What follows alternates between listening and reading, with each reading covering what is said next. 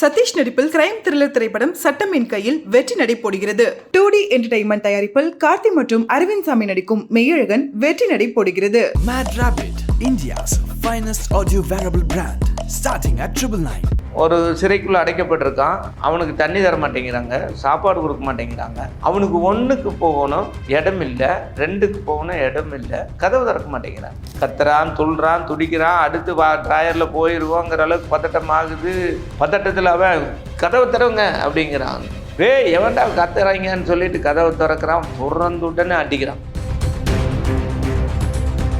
விசாரணையை சுமந்து வர்ற அரசியல் அரசு எந்திரம் என்பது அதீத வலிமையாக இருக்குது. ஏதிலிகள் இங்கே கேள்வி கேட்பார் இல்லாமல் கொல்லப்படுறாங்க. பலவீனமானவர்களுக்கான உலகமாக இது இல்லை. இது போன்ற பேருண்மைகள் இது பேசு. முழுக்க அந்த படம் வன்முறைன்னு சொல்லிட முடியாது. அது வேறொரு நீதி கோருதல். ஜஸ்டிஸ் கண்ணு முன்னாடி இருக்குது, ஆனால் உனக்கு கிடைக்காது. இந்த அவலம் மக்கள் உணர்றாங்க. அதை உணர்த்தியவர் வெற்றிமாறன். விசாரணைக்கு சென்சார் கெடுபிடிகள் அதிகம். ஆனால் படம் முழுவதும் ரத்தமாக தெரிச்சிட்டு இருக்கிற எத்தனையோ கொடுவால் வச்சுட்டு இருக்கிற படங்கள், 100கணக்கான படங்கள் ஓடிட்டு இருக்கு. அதுக்கெல்லாம் சென்சார் கெடுபிடி இல்லை. இல்லை சார், எனக்கு என்னென்னா இது சென்சார் போர்டு மேலே எனக்கு ஒரு தாக்கம் இருக்குன்னே சொல்லலாம். ஏன்னா என்னென்னா பார்ஷலாக இருக்காங்களா, ட்ரூ இன்சிடென்ட் பேஸ் பண்ணி ஒரு கதை வருதுன்னா அதுக்கு எதுக்கு வந்து பார்க்குறாங்க? அரசுக்கு தெரிய எந்த அரசியல் அரசுக்கு ஆபத்தானது, மக்களுக்கு எங்கே கிளறி விட்டுரும், அதெல்லாம் அந்த மாதிரி ஆளுகளை தான் உட்கார வைப்பான், கண்டுபிடிக்கிறவங்களை தான் உட்கார வைப்பான். இந்த படம் தான் அரசுக்கு எதிரான படம்னு முடிவெடுக்கிறாங்க. நீ 100 பேர்த்த வெட்டினாலாம் அவங்க கண்டுக்கிறதே இல்லை. இத்தாலியில் அங்கீகரிக்கப்பட்ட மனித உரிமை விருது பெற்ற ஒரு படம் இங்கே ரிலீஸ் ஆகலைன்னா மானம் கப்பலேது. அது அவங்களுக்கு ஒரு நெருக்கடி. அந்த வெற்றி தான் எல்லாவற்றுக்குமே ஒளி. ஒரு அவசியமான கதையில், ஒரு பெஸ்ட்டு ஸ்க்ரீன் பிளேயில், ஒரு பெஸ்ட்டு படைப்பில் உங்களுக்கு ஒவ்வொரு வரிகளும் அவனோட உரையாடிட்டே இருக்கும். வாசகனோடு உரையாடிட்டு இருக்கும், உறவாடிட்டு இருக்கும், போராடிட்டு இருக்கும். ஃபஸ்ட் பார்ட்லேயே நம்ம ஒரு பார்த்துருக்கோம். செகண்ட் பார்ட்டில் அப்படி என்ன வரப்போகுது அப்படின்ற ஒரு கேள்வி இருக்குல்ல. சவுண்டே இல்லாமல் அது வேலை செய்யும் படம். அந்தளவுக்கு காட்சி பின்னணி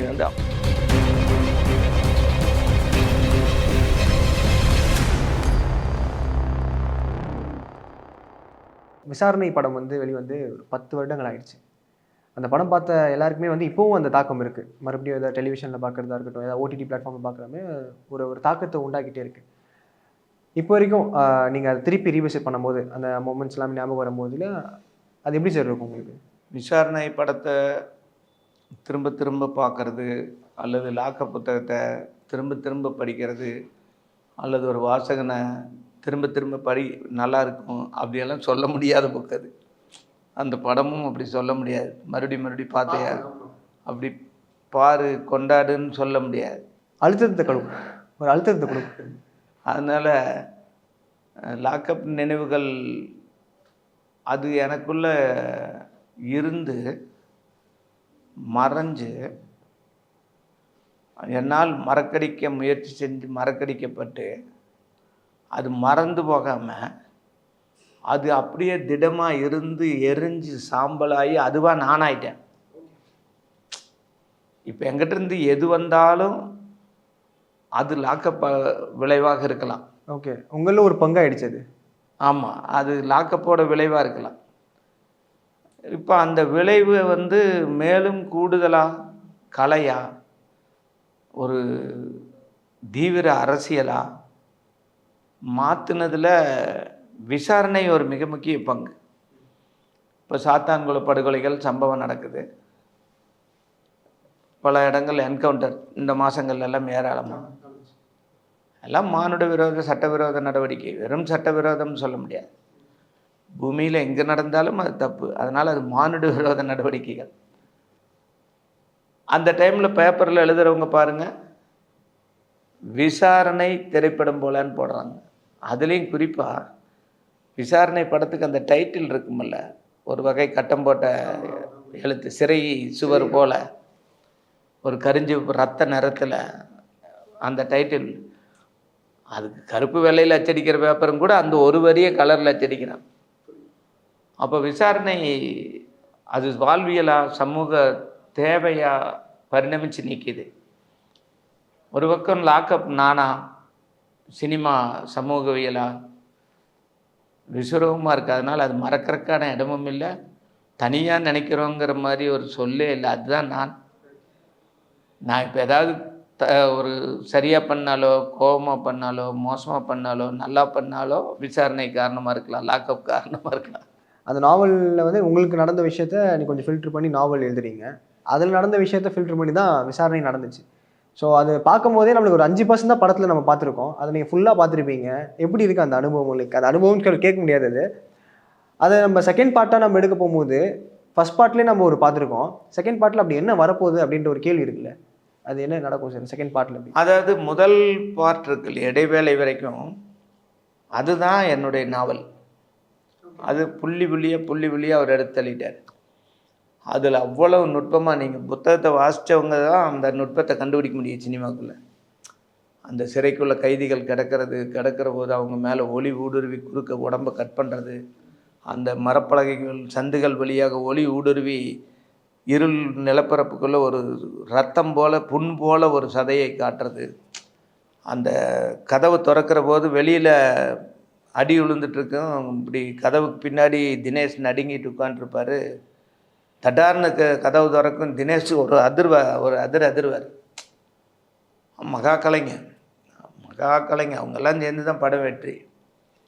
இப்போ சமீபத்தில் வெற்றிமாறன் சொல்லியிருந்தார், தினேஷ் மாதிரி ஒரு நடிகர் இல்லைன்னா விசாரணை மாதிரி படம் இல்லைன்னார். அவ்வளோ பெரிய நடிகர் அவர். அந்த அந்த அதிர்ச்சியை அப்படி காட்டியிருப்பார். நான் அதை எழுத்தில் எழுதியிருந்தேன். அந்த சூழ்நிலையை எழுத்தில் வச்சிருக்கும், புக்குக்குள்ளே இருக்கும். நீங்கள் நெஞ்சு பதறும். நமக்கு தாளிடப்பட்ட கதவுகளுக்கு பின்னாடி நாம் உட்காந்துருப்போம், ஆனால் நெஞ்சு நடுங்கிட்டு இருக்கும். அந்த நடுக்கத்தை நான் எழுத்தில் வச்சுருப்பேன். அதை காட்சியில் தினேஷ் அருமையாக பண்ணியிருப்பேன். அப்படி அது மாதிரி அந்த 1 மணி நேரத்துக்குள்ளே அவ்வளவு செறிவாக அதை சொல்லிட்டார். ஒரு திரைப்படத்திற்கான போதுமான அளவு கதை பெருசாக இல்லை. அதனால் அவர் என்ன பண்ணுறாரு, அதிவேக சினிமா மொழியில் அதை எடுக்கிறாரு. மீதியை இந்த கேரக்டர்கள், இந்த பாத்திரங்களை கொண்டே வேறு சில சம்பவங்களை நடத்தி காட்டி தமிழகத்தின் அக்காலகட்டத்தில் நடந்து கொண்டிருந்த அரசு பயங்கரவாத நிகழ்ச்சிகளை எல்லாம் காட்சிப்படுத்தி ஒரு முழு சினிமாவாக வைக்கிறார். அது வந்து கிளப் பண்ணியிருக்காரு. ஆமாம், அது வந்து அதனால தான் நான் தொடர்ந்து சொல்லிட்டு இருக்கிறேன், லாக்அப் வெற்றி தான் என்னுடைய வெற்றி, விசாரணை வெற்றி அது வெற்றிமாறன் சார் வெற்றி தான். அதனால் அதில் தெளிவாக இருக்குது, நல்லா இருக்குது. செகண்ட் ஹாப் வந்துச்சு. நான் தங்கம், எழுத்தாளர் சீமோகன் சார், வெற்றிமாறன் சார் 4 பேருந்து உட்காந்து தனியாக பார்க்குற எபிசோடு, சவுண்ட் இல்லாமல். சவுண்டை பூரா கட் பண்ணிவிட்டு முதல்ல எபிசோட் பார்த்தோம். அந்த இதுகளை தொகுப்புகளை பார்த்தோம். சவுண்டே இல்லாமல் அது வேலை செய்யும் படம். அந்தளவுக்கு காட்சி பின்னணி வந்து அவ்வளோ அழகாக தொடர்ச்சியாக ஒட்ட வச்சுருப்பார். அப்புறம் சவுண்டு இதெல்லாம் பதிவு பண்ணி டப்பிங்கெல்லாம் பண்ண பிறகு ஃபுல்லாகவும் நாங்களே தான் பார்த்தோம். அப்போ பார்க்குற போது இந்த 2வது பாகம் வந்து முழு இணைப்புக்குள்ளே வந்துடுச்சு, பேச்சு மொழியோடு வந்தாச்சு. படம் பார்த்து முடிஞ்சு வெளியே வர சார் வெளியே வந்து ரெடியாக நிற்கிறாரு, என் முகத்தையே பார்க்குறாரு, நான் என்ன சொல்ல போகிறேன்னு. ஃபோனை கட்டி பிடிச்சிட்டு அவ்வளோதான். சார், அந்த புத்தகத்தின் நோக்கம் என்னவோ அது இந்த படத்தில் இருக்கு. தனி மனிதர்கள் அரசு எந்திரத்தை வெல்ல முடியாது, இதுதான் சொல்ல வருது அந்த புக்கு. தனி மனிதர்கள் ஏதிலிகள், பலவீனமானவர்கள், அரசு எந்திரத்தை வெல்ல முடியாது, அழிச்சொலிக்கும் அரசு எந்திரம், அது அவ்வளோ ஸ்ட்ராங்கானது. அதை இந்த புக்கு சொல்லணும். அதான் லாக்அப் சொல்லுது. விசாரணை படத்தில் அது அப்படியே இருக்குது. எந்த தனி மனிதனும் அரசு எந்திரத்தை வெல்ல முடியாது. அரசு எந்திரத்தை சீர்படுத்துறதுக்கு ஒரு பெரிய சமூக திரட்சி வேணும். அதுவோ இருள் அறைகளுக்குள்ள, தாழ்ந்திடப்பட்ட கதவுகளுக்குள்ள திறந்து வைத்திருக்கிற ஜன்னலும் கூட ஏதோ மோசடி நடக்குதுன்னு தெரிஞ்சதுக்கப்புறம் கதவை சாத்தி கொள்ளுகிற சமூகமாக, குருட்டு சமூகமாக, மூடுண்ட சமூகமாக இருக்குதுன்னு நீங்கள் படத்தில் வச்சிட்டீங்க. இதை விட வேறு என்ன சார் வேணும்? போதும் சார், எனக்கு இந்த ஒரு படைப்பாளனா எனக்கு நிறைவு சார்ன்ட்டேன் நான். அது வந்து நாம் எழுதாத காட்சியெல்லாம் அதுக்குள்ளே இருக்குது அப்படி நாம் பார்க்கல. ஒரு படைப்பு, எழுத்து மொழி வேறு, சினிமா மொழி வேறு.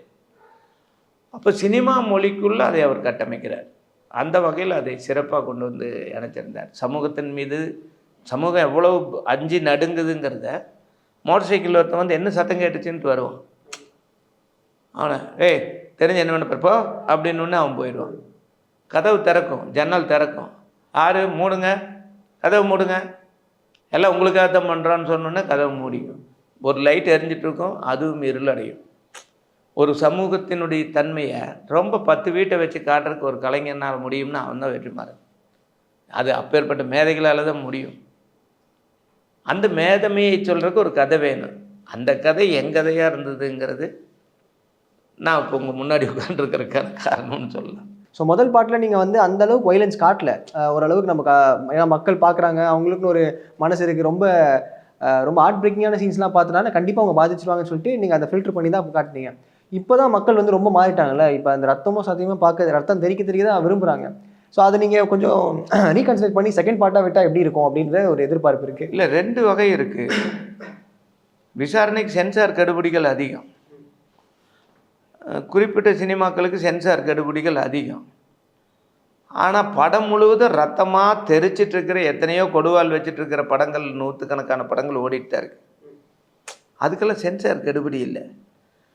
அப்போது ஒரு பக்கம் சினிமா அறிவாளர்களான சினிமாவை கூர்ந்து கவனிக்கிற கூட்டத்துக்கு வன்முறை என்பதற்கு அர்த்தம் வேறு.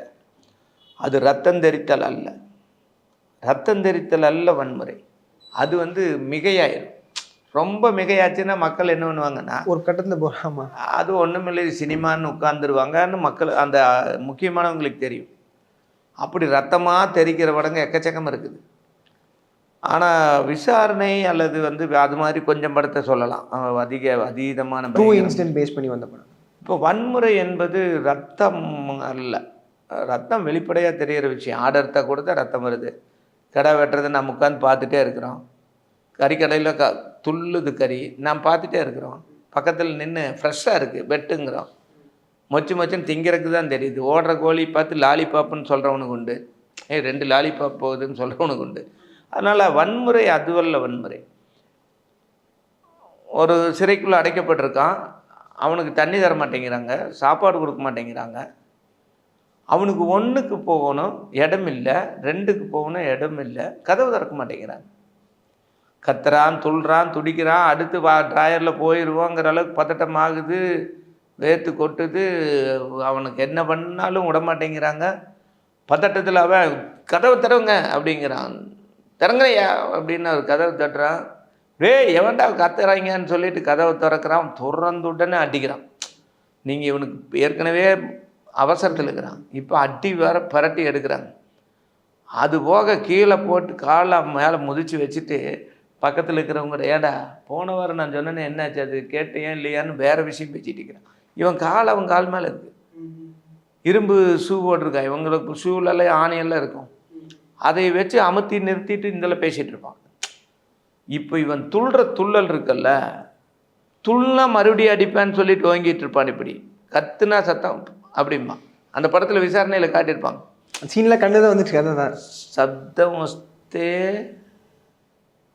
கொடுத்த கிந்த படுத்தே வாழை கொடிச்சிட்டான் பாரு. அது என்ன பண்ணுறான்னா, உளுந்துட்டீன்னா அவனுங்களை அடிப்பேன், நீ சத்தம் போட்டால் அவனுங்களை அடிப்பேன். பக்கத்தில் பள்ளிக்கூடமெல்லாம் இருக்குது, சத்தம் கேட்கக்கூடாது குழந்தைகளுக்கு பூமா படத்தில். நீங்கள் வன்முறை வந்து இங்கே இருக்குது, வன்முறை இந்த பயங்கரத்துக்குள்ளே இருக்குது. அதனால் ரத்தமெல்லாம் வெறுமனே சும்மா உடம்பு உரம் பூசி விட்டுட்டு படங்க எத்தனை வந்தாச்சு, அதெல்லாம் அது இதுதான் வன்முறை. அதனால் இதையே ஜாஸ்தி எடுக்க முடியாது. இத்தாலியில் படம் ஆரம்பித்த 10வது நிமிஷம் கொஞ்சம் கூட்டம் எந்திரிச்சு ஓட தொடங்குச்சு. பயந்துட்டேன் நாங்கள்லாம். வெற்றிமாறன் சார் நாங்களாம் இப்படி பார்த்துக்கிறோம் சார் அப்படிங்கிறார் அவர். என்னடா அது கூட்டம் முன்னாடி எல்லாம் எந்திரிச்சு அவங்க ஓடுறாங்க குமிஞ்சிட்டு, ஐயோ அப்படின்ட்டு பயங்கரமாக ஓடுறாங்க. பார்க்க முடியல, பதட்டமாகிடுச்சு. என்னடா அதுன்ட்டு நாங்கள்லாம் ஒருத்தருக்கு ஒருத்தர் மூஞ்சி பார்த்துக்கிறோம்.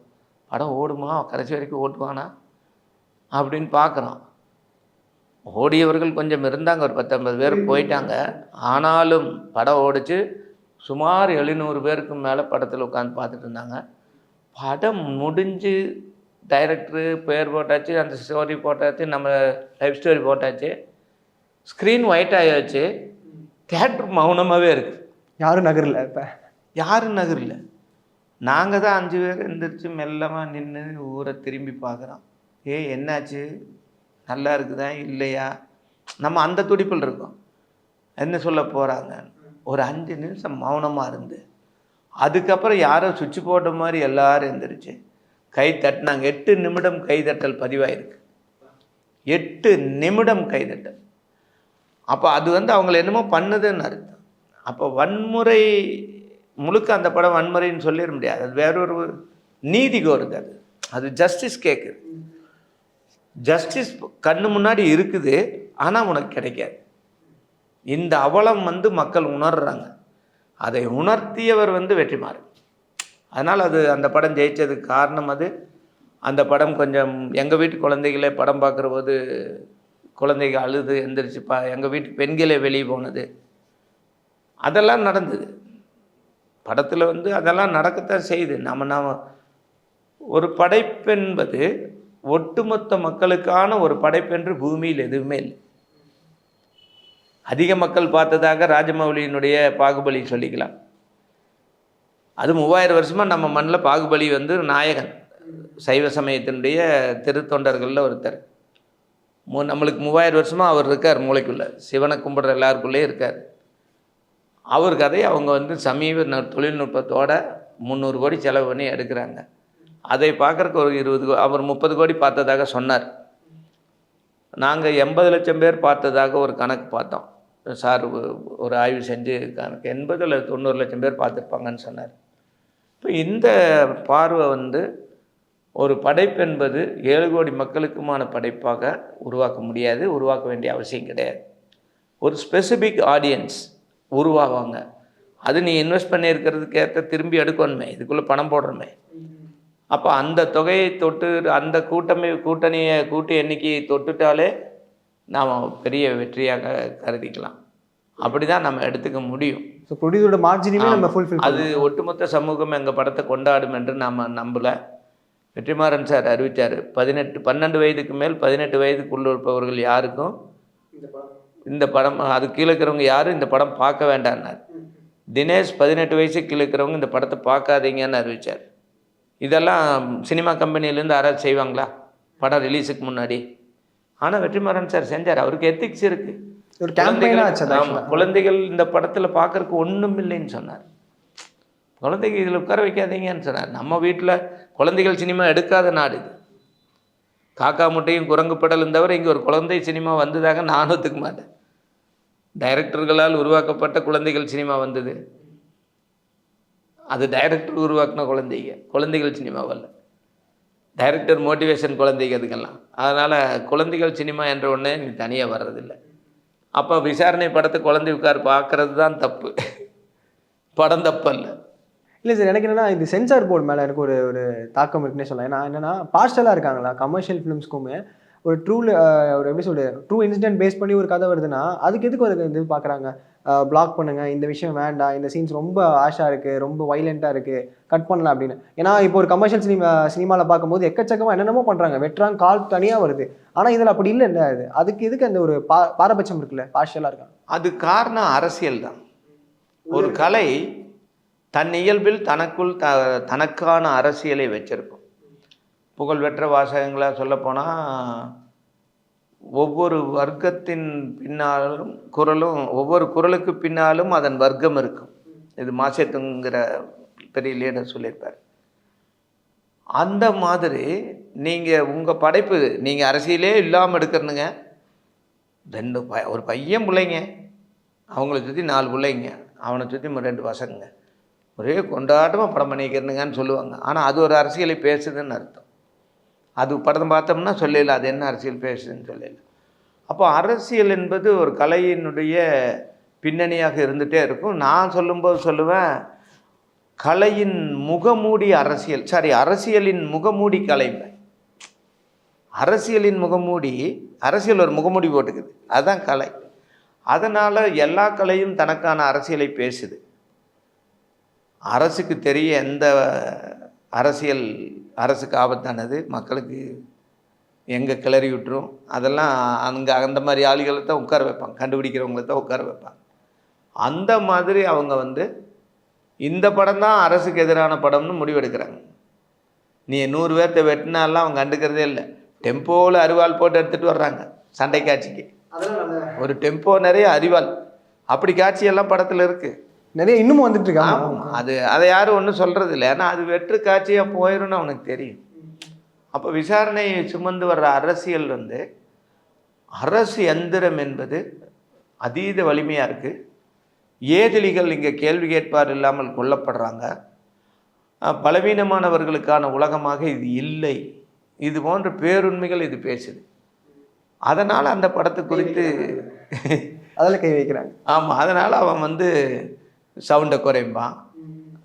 நீங்கள் படத்தை வந்து சென்சாரில் முதல்ல நெருக்கடி ஆயிடுச்சு.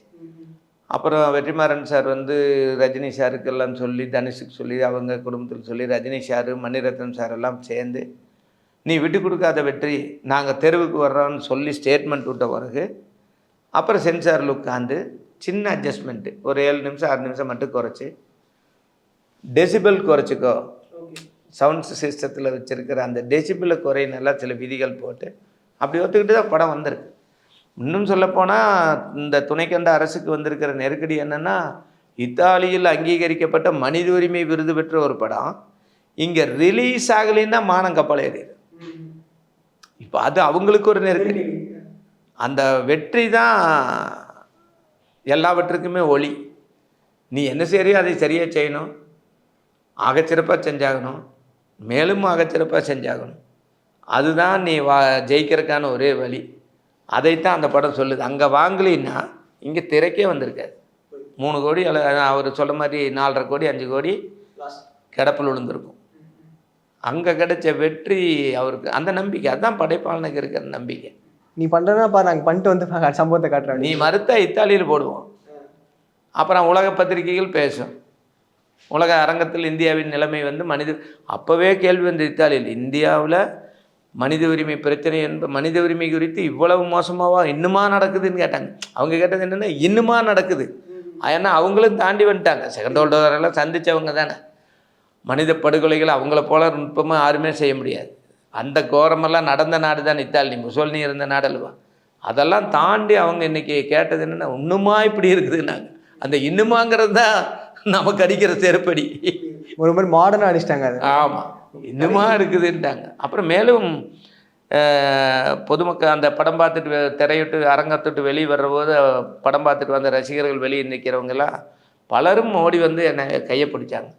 ஏன்னா இவர் காட்டிட்டார் சார். நானும் புக் எடுத்துகிட்டு போயிருந்தேன்.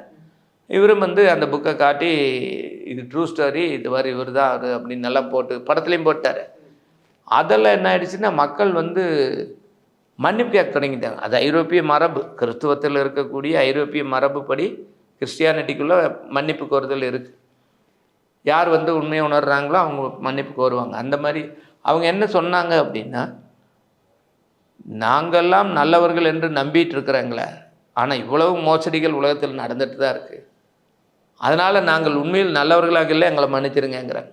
நீங்கள் ஒரு சினிமா வந்து இதை சாதித்தது இருக்கு இல்லையா, அதுதான் வெற்றிமாறனோட வெற்றி. அதுதான் ஆகச்சிறந்த படைப்பினுடைய வெற்றி. அது கலைப்படைப்பு. சினிமானால் மட்டும்தான் இப்படி எல்லாம் தாண்டி வேலை செய்ய முடியும்.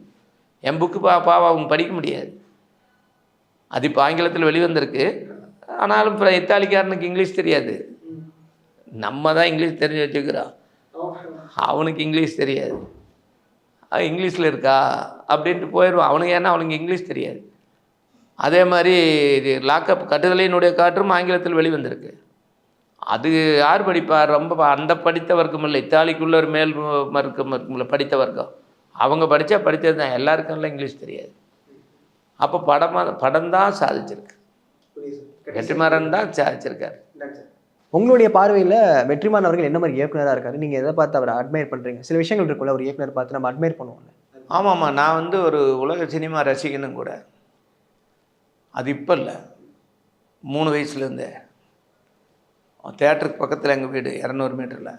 அதனால் ஒரு 5 ஆண்டுகள் அந்த கரெக்டாக 10வது வயசுலேருந்து 10 இல்லை 8 வயசுலேருந்து ஒரு 13 14 வயசு வரைக்கும் அந்த தேட்டரில் வாரத்தில் போடுற 2 தடவை மாற்றுறாங்கன்னா நிச்சயமாக அங்கே அந்த 5 வருஷத்தில் போட்ட மொத்த திரைப்படங்கள் 100ன்னா நான் பார்த்தது 90 இருக்கும். அந்தளவுக்கு சினிமா அப்படி வந்து மூளைக்குள்ளே ஏறிடுச்சு குழந்தை பருவத்துலேருந்து. அப்புறம் எங்கள் அம்மா ஒரு சினிமா ரசிகை. அவங்க போகிற போதெல்லாம் எங்களை கூட்டிகிட்டு போயிடுவாங்க. வாரம் சனிக்கிழமையான சினிமா பார்க்குறது அன்றைய பொழுதுபோக்காக இருந்தது. இப்படி சினிமா வந்து எனக்கு அத்துப்படி. அதுபோக சினிமா குறித்த புத்தகங்கள் நான் பேர் சொன்னேன், இங்கே ஒரு 25-30 புக்கு பேர் சொல்லலாம். Yamuna Rajendran best cinema criticise books நிறைய வெளியிட்டிருக்கார். அப்படி நான் வாசித்த சினிமா குறித்த புத்தகங்கள் மட்டுமே 30-40 பல்லது சொல்லலாம். சினிமா ஒரு மொழி, சினிமா ஒரு பேசும் மொழி, தென் அமெரிக்க சினிமா, 3ஆம் உலக சினிமா, உலக குழந்தைகள் cinema, Mani Ratnam cinema, Mahendran cinema, cinema சார்ந்து இவ்வளோ புக்ஸா? அது வரும், இத்தனை வரும், அத்தனையும் படிச்சிருக்கோம். நல்ல சினிமா ரசிகன், கடைசி வரைக்கும் உலகத்தில் இருக்கக்கூடிய சிறந்த திரைப்படங்களை தேடி பார்க்குறவன். அதுபோக சினிமா கலை ஆசான் தங்கம் எனக்கு நண்பர். அவர் மாஸ்டர், திரைக்கோட்பாட்டாளர்னு சொல்லுவேன் நான் அவரை. அந்த திரைக்கோட்பாட்டாளர் எனக்கு நண்பர். அவரோட கைடு இருக்குமில்ல, நீங்கள் இந்த படம் பாருங்கள் சந்திரன், அந்த படத்தை பார்த்துட்டு கூப்பிடுங்க அப்படிம்பாரு. அந்த படம் பார்த்துட்டு கூப்பிட்டு அப்புறம் பேசுவோம். அப்படி அவரோடு பேசி பேசி பேசி பேசி சினிமா அறிவு மேலும் கலை கோட்பாடாக மாறுது. அந்த வகையில் உலகத்தினுடைய மிக உயர்ந்த அல்லது மிக உன்னதமான ஒரு சினிமா மொழி அறிந்தவர்கள் பட்டியலில் முதலிடத்தில் இருக்கிற ஒரு வெற்றிமாறன். அதாவது தமிழ்நாட்டுக்குள்ளே முதலிடத்தில் அவர் இருக்காருங்கிறத மெய்ப்பிக்கலாம், ஆணித்தரமாக சொல்லலாம், மெய்ப்பிக்கலாம், ப்ரூவ் பண்ணி காட்டிடுவேன் நான். வாங்க நீங்கள் யாரெல்லாம் போட்டிக்கு வரீங்களோ வாங்க அப்படின்னு. அது யார் வேணாலும், எவ்வளோ பெரிய மகான்களாக சினிமாக்கள் வந்துட்டுருக்கு, நம்ம எல்லா படத்தையும் கொண்டாடுறோம். ஆனாலும் பெஸ்ட்டு லாங்குவேஜ், ஃபில்ம் லாங்குவேஜ் அப்படிங்கிறது நம்பர் 1 இருக்கிறதுன்னு பார்த்தா அது அவர் தான் இருப்பார். இந்தியாவே நான் சொல்கிறேன். ஏன்னா வேறு மொழியில் அப்படியெல்லாம் பெஸ்ட் லாங்குவேஜ் உள்ள படம் வரல. தமிழில் ஆடுகளத்துக்கு சமமாக, தமிழில் விசாரணைக்கு சமமாக இந்தியா துணைக்கண்ட முழுவதிலும் சினிமா இல்லை. அரசியல் சினிமாக்கள் வருது, பாரஞ்சித் சார்து, மாரி செல்வராஜ் சார்து, இந்த மாதிரி தனித்துவமான குணாம்சங்களோடு சினிமாக்கள் வருது. அது கலைக்கோட்பாடாக அவங்க வெற்றியும் அடைகிறாங்க. அது சமூகத்தின் பிரதானமான பங்காக வகிக்குது. அதெல்லாம் இருந்துகிட்ருக்குது. ஃபில்ம் லாங்குவேஜ், சினிமா மொழி அப்படி பேசுனா அது தெரிஞ்சவர்களாக இருக்கிறதும் ரொம்ப குறைவாக இருக்கிறதா தான் நான் நினைக்கிறேன். அப்படி தனியாக தெரிகிறதுக்கான காரணம் என்னவா இருக்கும்னு நினைக்கிறீங்க சார்? நாம் நேரடியாக பழகினதை மட்டும் வச்சுக்குவோம், செய்திகள்லேருந்து பேச வேண்டாம்.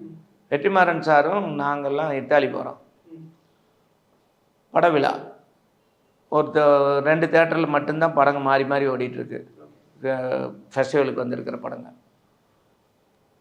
சார் வந்து நாங்கள் அங்கே போனோன்னே படம் பார்க்குறியா சந்திரன், இல்லை ஊர் சுற்ற போகிறேன்னா மனோஜ் இருக்கு, வினோத் இருக்கான், எல்லாத்துக்கும் எல்லாம் பண்ணிடுவாங்க, நீ போகிறன்னா போன்ட்டார். நான் ஆமாம்மா அதெல்லாம் போகிறவங்க போகலாம், படம் பார்க்குறவங்க பார்க்கலாம் அப்படின்ட்டார். அந்த 5 நாளும் நான் சொல்லிட்டேன், நான் வந்து இத்தாலி இன்னொரு தடவை நான் வர்றேன், நான் சுற்றி பார்க்குறக்கு அப்போ ஒரு தடவை வந்துக்கிறேன்.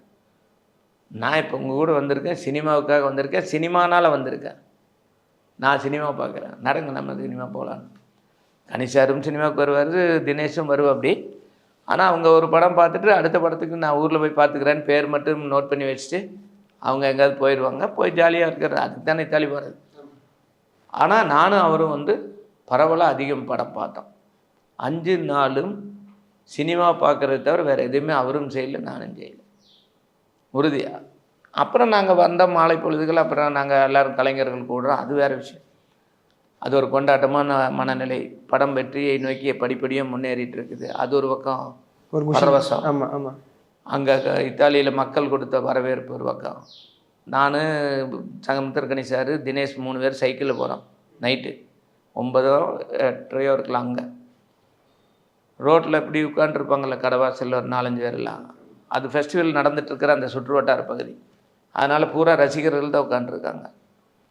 அதிலிருந்து ஒரு ஆள் எழுந்திரிச்சு, ஏய் முத்துவேல் அப்படின்னு சமுத்திரக்கனியை கூப்பிட்றான். விசாரணை பட கேரக்டர் நேம் சொல்லி கூப்பிட்றான் சமுத்திரக்கனியை. முத்துவேல் அப்படிங்கிறான் ஒருத்தன், ஐரோப்பியன். அந்த நேம் அவனுக்குள்ளே பதிஞ்சிருக்குன்னா அவன் எப்படி தான் ரசிச்சிருக்கணும். அதே சார் சைக்கிளை நிறுத்திட்டு கும்பிட்றாரு இப்படி. எப்படா பார்த்தீங்க, என் பேர் இவ்வளவு நல்லா சொல்கிறீங்கன்ட்டு போனார். நாங்களே கொண்டாடினோம் அப்படி. அதெல்லாம் இப்போ கலைஞர்களுக்கு கிடைக்கிற வெகுமதின்னு வைங்களேன். அந்த மாதிரி நாம் வந்து இருக்கிறோம். ஆனால் உலக சினிமா 5 நாளும் அத்தனை பார்த்து தள்ளுறாரு. உலகத்தில் நடக்கிற எல்லா ஃபெஸ்டிவலையும் வெற்றிமாறன் பார்க்குறாரு. அதுபோக தேடி தேடி சினிமாவை பார்க்குறாரு, படிக்கிறார். சினிமா குறித்த அறிவு இருக்குல்ல, அந்த மேதமை வந்து அது பாலுமகேந்திரா பள்ளின்னு சொல்லுவாங்க. எனக்கு தெரிஞ்சு பாலுமகேந்திரா படங்களை நானும் பார்த்துருக்கேன். மூடுபனி, மூன்றாம் பிறை இதெல்லாம் பர்ஃபெக்ட் சினிமாக்கள் வகையை சார்ந்தவை. ஆனாலும் அவரோட எல்லையை தாண்டியவர் தான் வெற்றிமாறன் சார். அவர் தங்கம் வரப்போகிறாரு, அது அவர் வரும்போது அவர் தன்னை காட்டுவார். லாக்அப் உடைய நாவலை வந்து வெற்றிமாறன் படிக்கும்போது முதல்ல அவர் என்ன ரியாக்ட் பண்ணாரு, என்ன சொன்னார் உங்கள்கிட்ட?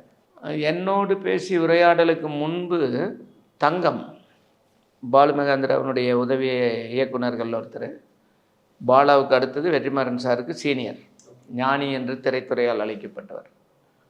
அவங்க தான் அதை பற்றி பேசியிருக்காங்க. ஏன்னா ஞானி தான் என்கிட்ட படம் பண்ணுறதா வாங்கியிருந்தார். ஞானி எனக்கு நண்பர். 86லேருந்து பீளமேட்டு பகுதி, நாங்கள் குடியிருப்பு வந்து ஒரே ஏரியா, 3 கிலோமீட்டர் டிஸ்டன்ஸு. அப்புறம் என்ன அவர் தொடர்பு இருந்தது. அவர் நல்ல வாசகர், கோட்பாட்டாளர், தீவிர சினிமா படைப்பாளர். அதனால் என்னுடைய புத்தகங்கள் அவர் வாசித்தார். கோவையில் அவரை தான் கூப்பிட்டு மதிப்புரை வச்சேன் பேச சொல்லி. அவர் தான் மதிப்புரை ஆற்றினார். அப்போவே சொன்னார் இது பெஸ்ட்டு ஸ்க்ரீன் ப்ளே அப்படின்னாரு. அப்புறம் அதை எடுத்துகிட்டு வந்து நான் படம் பண்ணுறேன், நீங்கள் திரைக்கதை வசனம் எழுதுறீங்களான்னு கேட்டார். இல்லை, நான் எவ்வளோ முடியுமோ அவ்வளோ வெட்டிட்டேன், ஒட்டியாச்சு, இதுக்கு மேலே என்னால் ஒரு வரி கூட வெட்ட முடியாது, நீங்களே எழுதிருங்கன்ட்டேன். சரி, நான் இது எழுதுகிறேன், நான் 2வது படமாக தான் பண்ணுவேன் அப்படின்னு சொல்லிவிட்டு அவர் தான் வாங்கிட்டு வந்தார். அவர் தான் வெற்றிமாறன் சாருக்கு இந்த புத்தகம் வந்து கலையினுடைய கோட்பாட்டின் அடிப்படையில் இனிமேல் விமர்சனம்தான் கலையாக இருக்க போகுது, கொண்டாடுவது, புகழ்ந்து கொண்டாடுவது, போற்றுவது, தூற்றுவது அதெல்லாம் முடிஞ்சு வச்சு, இனிமேல் கலைனா அது விமர்சனம்தான், கிரிட்டிசைஸ் தான் இனி ஆர்ட்டு. 21st செஞ்சுரி அந்த நெருக்கடிக்குள்ளே வந்தாச்சு. இது அப்பயே கண்டுபிடிச்சிட்டாரு, சொல்லிட்டாரு. அப்போவே சொல்லிட்டார் அவர். தங்கம் வந்து கிரிட்டிசைஸ் தான் ஆர்ட்டு, அந்த ஆர்ட்டு லாக்அப் புக்கு, அதையே நீ சினிமாவாக்கு, அது வந்து நிச்சயமாக உலக விருதுகளை குவிக்குங்கிற வார்த்தையை சொன்னது அவர் தான். இந்த உரையாடலுக்கு அப்புறம்தான் அவர் வாங்கிட்டு போய் படிக்கிறார். படிச்சுட்டு மறுநாள் காலையில் 9:15 நான் இதை படம் பண்ணுறேன்னு அவர்கிட்ட சொல்லிட்டார். அவரும் சொல்லிட்டார் இது என் நண்பர் தான், நான் படம் பண்ணுறதா வாங்கி வச்சுருக்கேன், எந்த கவலையும் வேண்டாம், உண்மையான நல்ல நட்பு, நீ பட வேலையை ஆரம்பின்ட்டார். அவர் ஆரம்பிக்கிறதுக்கு முன்னாடி நான் பேசிக்கிட்டுமான்னு கேட்டு அவர் என்னை ஒரு நாள் அழைச்சிருந்தார். ஃபோனில் அவரோட குரலை கேட்டோன்னவே, சந்திரன் நான் வெற்றிமாறன் பேசுகிறேன்னாரு. நான் அவருக்கு முந்தைய பார்த்துருக்கேன், வெங்கைச்சாமி படம் பண்ணுறதாக இருந்தது. அப்போது ஃபோட்டோ ஷூட் பண்ணுறனாரு, ஆர்டிஸ்ட்டாக நடிக்கிறதுக்கு, அதில் ஒரு கேரக்டருக்காக நான் வந்து ஃபோட்டோ ஷூட் எடுத்தார் என்னைய. அப்புறம் பட வேலைகள் நின்று போச்சு, அதனால் அது அப்படியே நின்று போச்சு. அதனால் அவருக்கு என்னை தெரியும். அதனால் கூப்பிட்டு, சந்திரன் லாக்அப் புக் படிச்சிட்டேன், நான் அதை சினிமா வாக்கலான்னு நினைக்கிறேன், நீங்கள் என்ன சொல்கிறீங்கன்னு. ஐயோ, நீங்கள் பண்ணால் அவங்க வேதமே என்னங்கிறது நான் ஆடுகளத்திலேயே பார்த்துட்டேன், அதனால் உங்களை போன்றவர்கள் தான் சரியாக செய்ய முடியும், தாராளமாக செய்யுங்க அப்படின்னு. நான் 100% உங்கள் கூட ஒத்துழைப்பாக இருந்தால் அது நல்ல படமாக வர்றதுக்கு நம்ம வேலை செய்யலாம் அப்படின்னு. அப்புறம் ஒன்றும் கேட்கல நான் அவர்கிட்ட. வேறு பேச்சு இல்லையா சந்திரன், பண்ணலாமா, வேலையை ஆரம்பிச்சிடலாமான்னார். சார் பண்ணுங்க சார், என் பேர் போட்டுருவீங்களா சார் அப்படின்னு கேட்டேன். அப்போ அவர் சொன்னார், சந்திரன் உலகத்தின் குறிப்பிடத்தக்க புத்தகங்கள் 2 எழுதிட்டு இங்கே மூலையில் கிடக்கிற மாதிரி கிடக்குறீங்க, குறைந்தது 1 கோடி பேருக்கு சொல்லுவேன் சந்திரன் சொன்னார். இதுதான் எங்களுக்குள்ளே நடந்த முதல் புத்தகம் குறித்த உரையாடல். அப்புறம் ஸ்டோரி டிஸ்கஷனுங்கிற பேரில் 2 பேரும் கூடுவோம், 4 நாள் 5 நாள் உட்காந்துருப்போம். ஒரு நாளும் லாக்அப் புக்கை பற்றி அவரும் பேசலை, நானும் பேசலை. உலக சினிமா, உலக இலக்கியங்கள்னு இப்படியா போகும். 4வது நாள் சொன்னேன், சார் நாம் 4 நாளாக உட்காந்துருக்குறோம், படத்தை பற்றி புக்கை பற்றி பேசவே இல்லை சார். என்ன தெரியும் சந்திரன், நான் உங்ககிட்ட வேறு ஏதாச்சும் கிடைக்குதான்னு தேடி வச்சுருந்தேன், ஆனால் புக்கு ஃபுல்ஃபில்லாக இருக்குது, ஒரு ஸ்டோரி என்ற வகையில், ஒரு படைப்பு என்ற வகையில் அது முழுமையாக இருக்குது. அதனால் நான் உங்களை ரீட் பண்ணுறதுக்கு தான் நான் பேசிகிட்டு இருக்கிறேன்,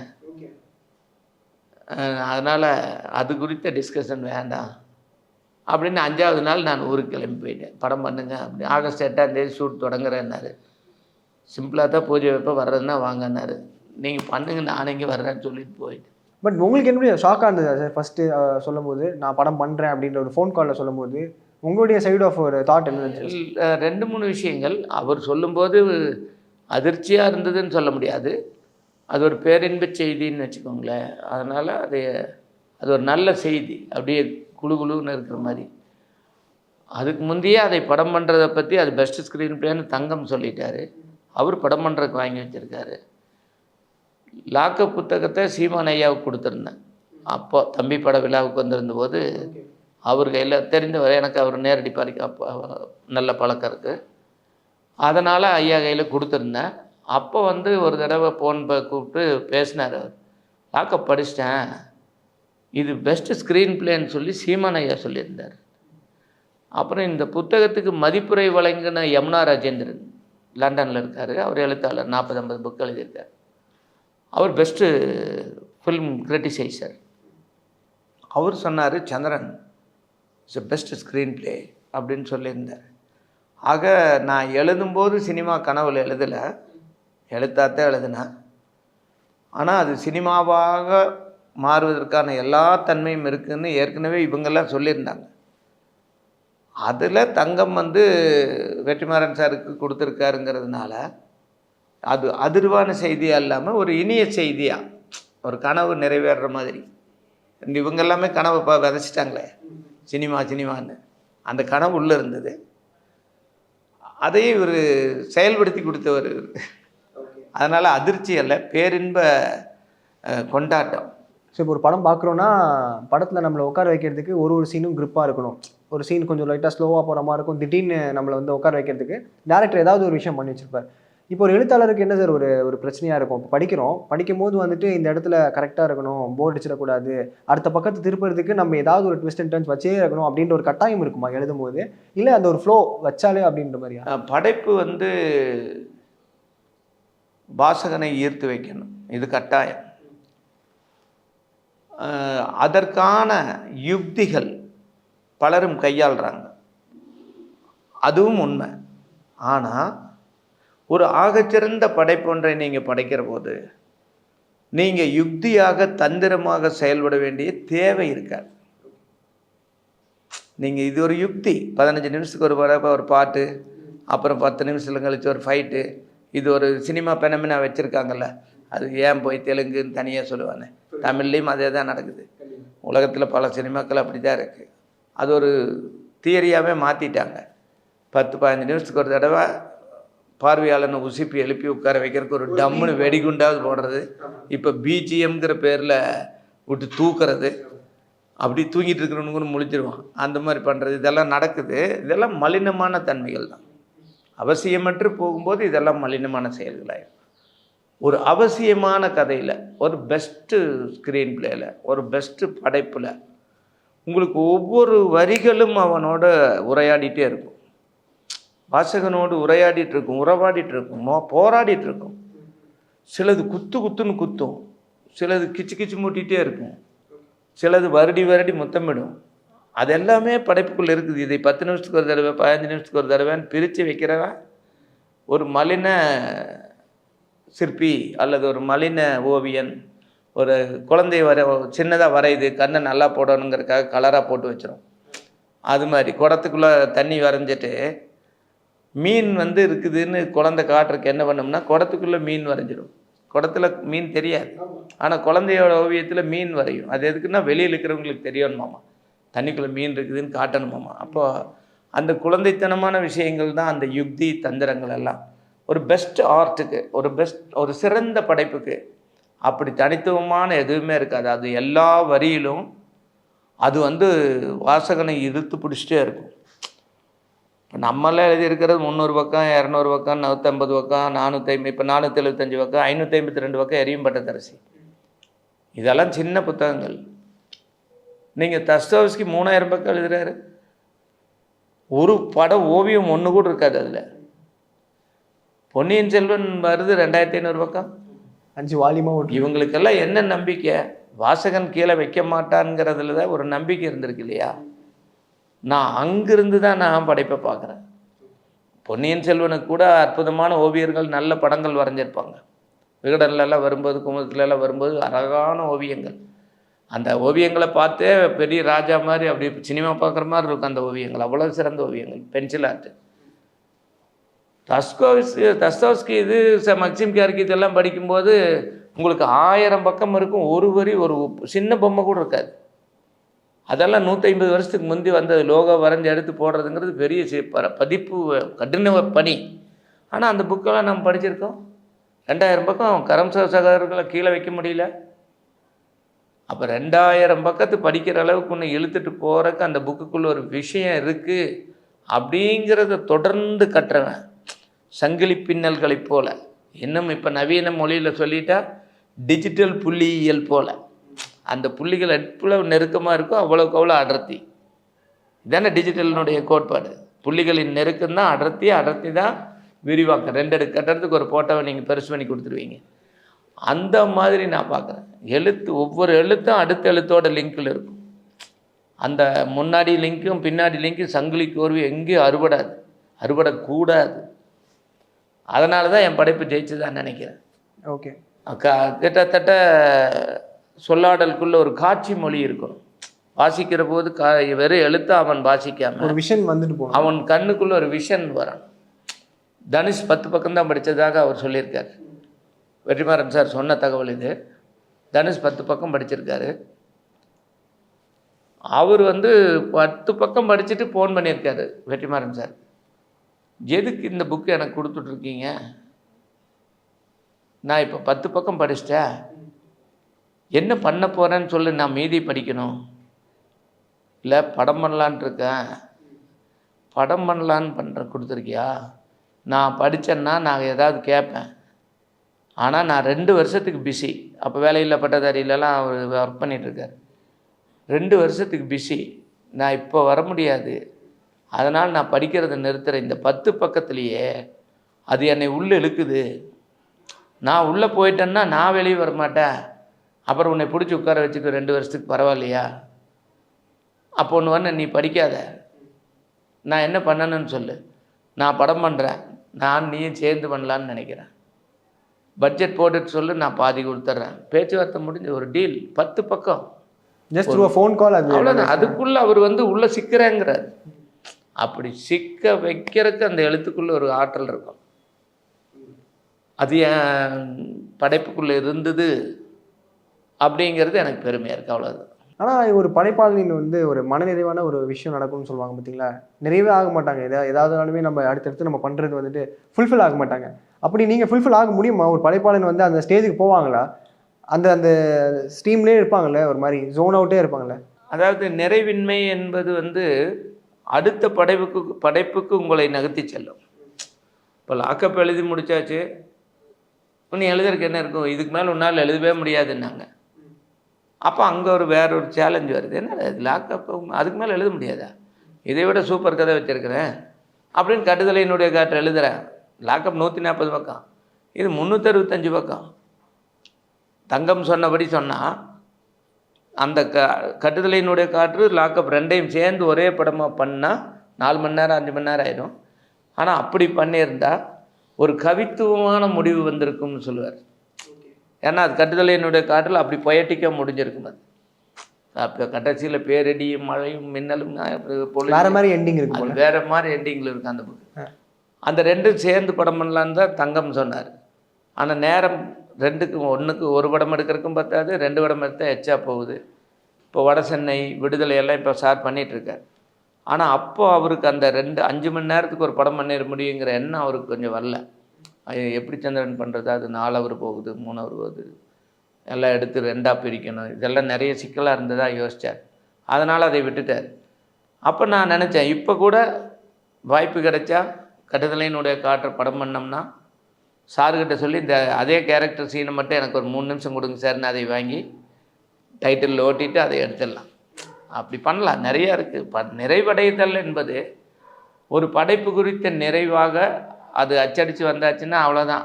அது நீ என்ன பண்ணாலும் அவ்வளோதான். அதில் தப்பு இருந்தாலும் அவ்வளோதான், சரி இருந்தாலும் அவ்வளோதான். அந்த நிறைவுக்கு வந்துடுவோம். ஆனால் அப்படி நின்று போகாது. நான் அடுத்து நிறைய புக்கு எழுதி ராவாக முடித்து வச்சுருக்கேன். இப்போ கை கொடுத்தான் கருப்பராயன், வதனமே சந்திரபிம்பமோ, இது முதுமக்கள் தாலி, இப்போ அடுத்த அச்சிலேருந்து வரப்போகுது முடக்க கால கதைகள், 475 பக்கம் 500 பக்கத்தில் வரப்போகுது. அச்சுக்கு போயாச்சு, ஃபைனல் பிரிண்டில் ரெடியாக இருக்குது, எல்லா வேலையும் முடிஞ்சது, ப்ரூஃபெல்லாம் பார்த்தாச்சு.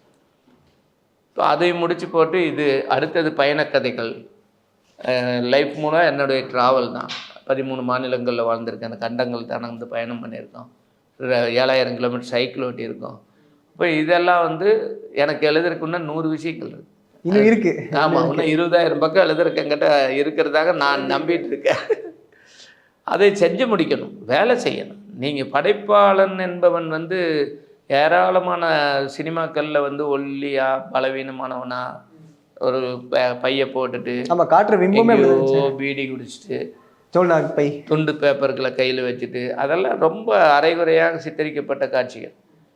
எனக்கு தெரிஞ்சு ரொம்ப படைப்பாளனை போல் அதிக 18 மணி நேரம் நான் வேலை செய்கிறேன்னு சொல்லணும்.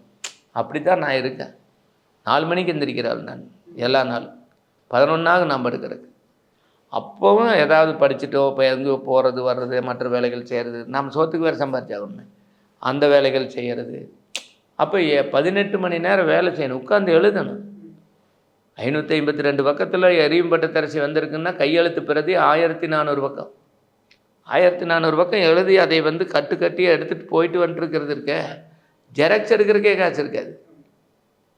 நீங்கள் அப்புறம் அதை வேறு ஒருத்தர் படிக்கணும், அவர் அதை வந்து மதிப்பீடு செய்யணும். 1400 ரூபாய் கையெழுத்து பிரதி படித்து மதிப்பீடு செய்யறதுக்கு எத்தனை பேர் வருவான் வேலை விட்டு போட்டு? யார் ரெடியாக இருப்பாங்க முதல்ல அது படிக்கலாம்? அப்போ அந்த மாதிரி ஒரு வாசகனை பிடிச்சி அவன் ஆகச்சிறந்தவனாக இருப்பான். அப்படி கோவை ஞானி ஐயா படித்து அதில் வந்து கொஞ்சம் மொழி வந்து ஆய்வு மொழியாக இருக்குது, கட்டுரை மொழியாக இருக்குதுன்னு ஒரு விமர்சனம் வச்சார். இதை போய் அழித்து மாற்றி எழுதிட்டு வந்துட்டார். ஐயோ 1400 பக்கம் ஐயா அப்படின்னு. டால்ஸ்டாய் தெரியுமான்னு கேட்டார். தெரியும். போர் அமைதி படிச்சியா? முதலத்தையும் படித்தா 2வது படிக்கலான்னு. பரவாயில்ல, உண்மை சொல்லிட்ட, பெரும்பாலும் அப்படி தான் இருப்பாங்க, நீ உண்மை சொல்லிட்ட. அவர் அதை எத்தனை தடவை எழுதினார் தெரியுமான்னு. ஐயோ எனக்கு அந்த கதை தெரியாதுன்னு. மொத்தம் 5 தடவை எழுதினார். முதல் தடவை எழுதி அவருக்கே திருப்தி இல்லை, 2வது தடவை எழுதி எல்லாருக்கும் திருப்தி ஆகி அச்சுக்கு போய் அச்சகத்தில் அந்த பேப்பர் காணாமல் போச்சு. அப்புறம் 3வது தடவை எழுதி அது வாசகர்களில் கொஞ்சம் பேருக்கு அவருக்கு விரும்பின நண்பர்களுக்கு பிடிக்கல, அதையே மாற்றி 4வது தடவை எழுதி அச்சகத்தில் உட்கார்ந்து பண்ணும்போது அதை அவருக்கு அங்கே இருக்கிறவர்களோட கருத்துக்கு ஏற்ப மாற்றி இது 5 முறை எழுதியிருக்கார். டால்ஸ்டாயை விட நீ பெரிய ஆளான்னு கேட்டார். ஐயோ இல்லைங்க, என்ன இப்படி கேட்டீங்க? இல்லைங்க அப்படின்னு. அப்போ போய் மாற்றி எழுதிட்டு வந்தார். அப்போ நான் திரும்பி வந்து அதை மாற்றி எழுதுறேன் நான். அப்போ வேலை செய்யணும். படைப்பவன் சோம்பேறியாக இருக்க முடியாது. படைப்பாளன்னா அந்த அப்படியே செவுத்தில் சாஞ்சு நிற்கிறவனா தேவனாச்சும் போட்டான்னா வெறுப்பு அப்படி வரும். ஓடோடுன்னு ஓடணும். நீங்கள் அத்தனை வேலை செய்யும். நீங்கள் இத்தனையும் போஸ்டரில் ஒருத்தருக்கு அனுப்பி வைக்கிறதுக்கு காசு பத்தாமல் போயிடும். நீங்கள் அவ்வளோ ரிஸ்க் இருக்குது இந்த வேலையில். ஆனால் நீங்கள் இடைவிடாமல் களைப்படையாமல் நீங்கள் எல்லாவற்றையும் செஞ்சால் 2006 புக்கை வெளிவிட்டு அவர் 2014 படித்ததுனால விசாரணை படம் வந்தது. நான் எழுத மட்டும்தான் இப்படி ஒரு படைப்பே வந்திருக்காது. அப்போ வேலை செய்யணும். படைப்பாளன் என்பவன் வேலை செய்யணும். அதனால் நான் வேலை செய்கிறேன். இன்னும் 10 புக்கு ரெடியாக இருக்குது. நான் தான் 20,000 பக்கத்துக்கு மேலே எழுதுறதுக்கு என்கிட்ட வந்து சரக்கு இருக்குதுன்னு கூட சொல்லுவேன் நான். ஸ்பாஞ்ச் லெட்டியை வச்சு அடித்து தான் அந்த படத்தில் நாங்கள் பார்த்தோம். அதுலேயே வந்து பயங்கரமாக கத்தி அவங்க கத்துறத நம்மளுக்கே அடி உள்ள மாதிரி இருந்துச்சு. ரியலாகவே நீங்கள் ஓவர் கம் பண்ணீங்க, அதை எப்படி சார் வந்தீங்க? அது மட்டும் நான் யோசிப்பேன், எப்படி கடந்தோம். அது ஒவ்வொரு டைம்லேயும் ஒவ்வொரு பதில் வந்துகிட்டே இருந்தது. உனக்குள்ள சத்தியம் இருந்தால் நீ ஜெயிக்கலாம். வேறு வலிமைன்னெல்லாம் அதை சொல்லிட முடியாது. நான் கொஞ்சம் பலசாலி தான், அன்னைக்கும் பலசாலி தான், இப்போவும் கொஞ்சம் அப்படி என்னை வச்சுக்கிறது தான் எனக்கு பிடிக்கும். ஒரு கால் நெருக்கடிகள் என்னை மேலும் மேலும் கடுமையானவனாக மாற்றிவிட்டது என்று கூட சொல்ல. அதான் நான் சொல்ல, இப்போ ஏதாவது நடந்தால் அதுக்கு கூட லாக்அப் காரணமாக இருக்கலாம். நான் இப்போ இப்படி இருக்கிற கூட அது ஒரு டியூன் பண்ணிடுச்சு. ஆமாம், லாக்அப் காரணமாக இருக்கலாம். நான் எந்நேரமும் அந்த ஒரு எது இருக்கும் எனக்குள்ளே வந்து. திடீர்னு சத்தம் கேட்டால் உனக்கு முன்னாடி எந்திரிக்கிறது நானாக தான் இருப்பேன். இதெல்லாம் அங்கேருந்து பிறந்ததாக இருக்கலாம். ஆனால் நான் அனலைஸ் பண்ணுற போது நான் கண்டுபிடிக்கிறது என்னென்னா, எனக்குள்ள ஒரு சத்தியம் இருந்தது. நான் செய்யலை, இதுதான் அந்த படத்தில் வர்றது தான். நீங்கள் சத்தியம் உங்களுக்குள்ளே இருந்தால் இந்த உலகம் உங்களுக்கு ரொம்ப சின்னது தான். சத்தியத்துக்கு முன்னாடி உலகம் ரொம்ப சின்னது தான். அதிகாரம், இராணுவம், என்ன பெரிய இராணுவம்.